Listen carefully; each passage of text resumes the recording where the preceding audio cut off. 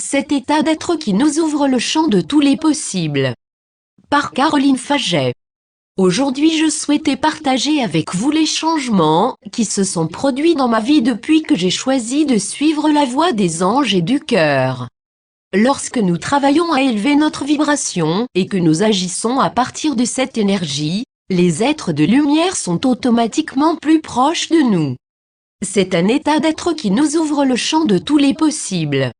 J'ai démissionné de l'Éducation nationale le 1er septembre 2015 et le 2 septembre je démarrais mes nouvelles activités comme coach de vie et thérapeute angélique.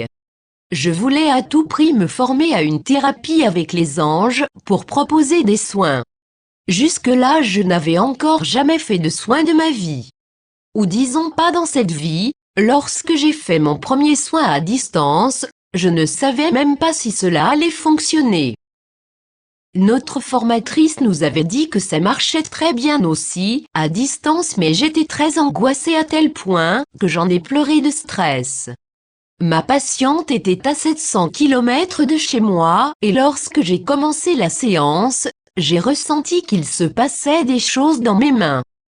Quand je l'ai appelée, elle m'a énuméré toutes les parties du corps où elle avait eu des sensations. Premier miracle thérapeutique et première alarme de joie et de soulagement.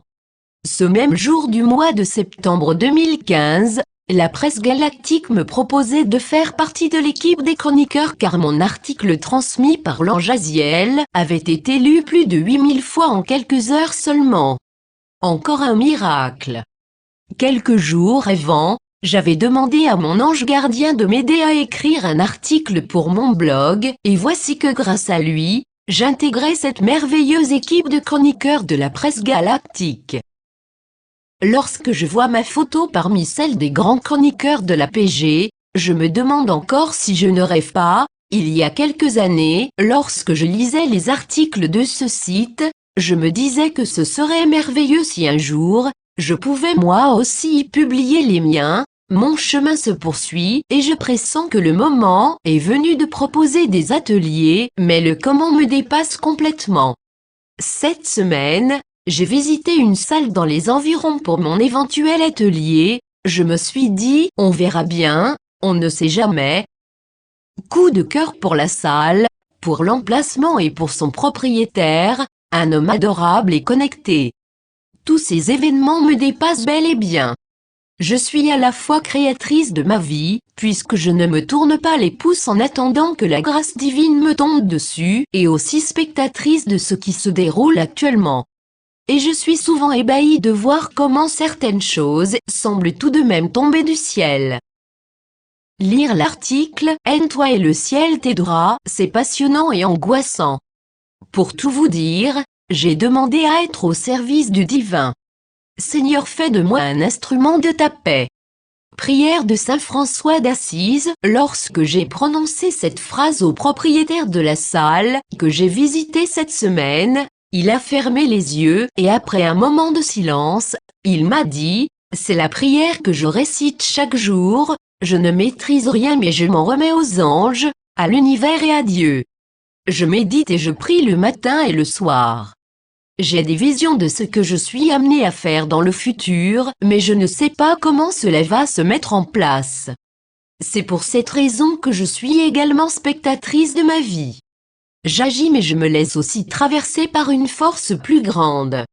Juste avant d'envoyer ma lettre de démission en avril 2015, j'ai souhaité consulter un voyant pour qu'il me confirme mes visions. J'avais besoin d'un dernier sésame avant de m'apprêter à ouvrir les nouvelles portes de ma vie.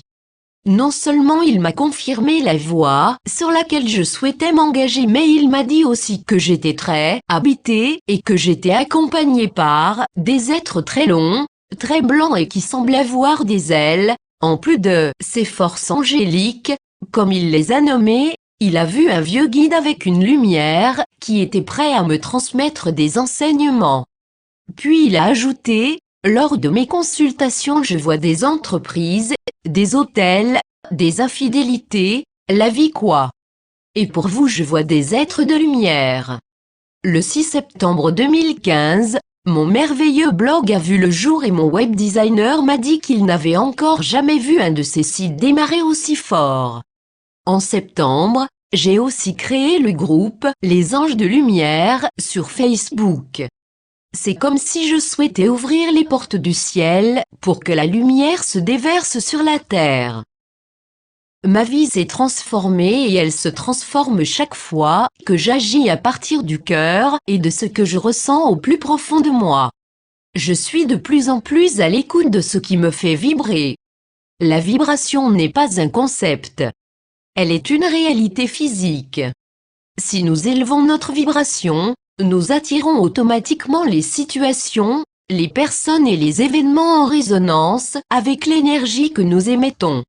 Ma vie est cependant loin d'être parfaite, mais je la vis de façon très différente et ça change tout. Est-ce cela vivre? Je crois bien que oui, en tout cas, jamais auparavant je n'avais goûté la vie de cette façon-là. C'est comme si chaque journée m'offrait la possibilité de manifester tout ce qui me fait vibrer. Cette semaine je me suis même surprise à penser que vivre était comme un jeu. Jamais auparavant je n'avais eu ce sentiment. Et si vivre c'était jouer? Jouer à vibrer suffisamment fort ce que l'on désire pour que cela se manifeste dans la matière. Qu'as-tu vibré aujourd'hui? Qu'as-tu manifesté? Si ça ne te convient pas, ne t'en fais pas car le jeu se poursuivra demain, après-demain et à l'infini. Tu as chaque jour la possibilité de rejouer, encore et toujours. Allez, viens avec moi jouer au jeu de la vibration et de la manifestation pour être toi aussi plus près des anges